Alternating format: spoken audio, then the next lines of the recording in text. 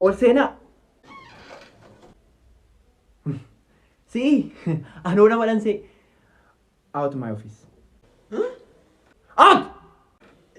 Wayifan dhufee teacher. Dheengaddamaatiif ni kottuu siin jenneen. Kunoo fidee dhufeera. Fiddee gosh gosh olichis maaloo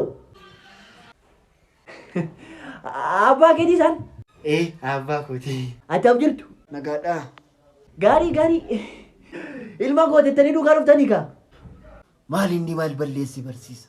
maal balleesse ani mee akkamitti amala isaa dandeessanii duukaa jiraattu hin jedheen mucaan keessa maayindi amala isaa keessatti maayindi gaaffii gaafachuu jaallata. Eeyyee waan siin galle barsiisaa kee gaafadhuun jedhaan. Qoaka gaaffii gaafatahu yeroo hundumaa maaliidha gaafata fincaanan naqa gadi ba'een dhufan fincoo isaa gossu gaafanni fincaanan naqa dheena gubu poppoo bitee fillaadheef ijoollee fuulduratti amma immoo keessa ba'ee maal godhaa ijoollee irraati surree buusuu jalqabe Maalittu sin? qamisii ijoollee irraa soqoluu jalqabe mucaamti keessan Abbaru gara waan akkasiin beeku. qabafan maal godhatu afaan qabdanii kara biraa saabinoo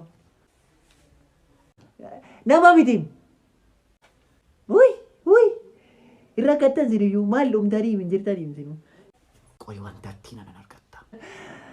ani hin danda'u na kolteera koree maatiitti dabarsina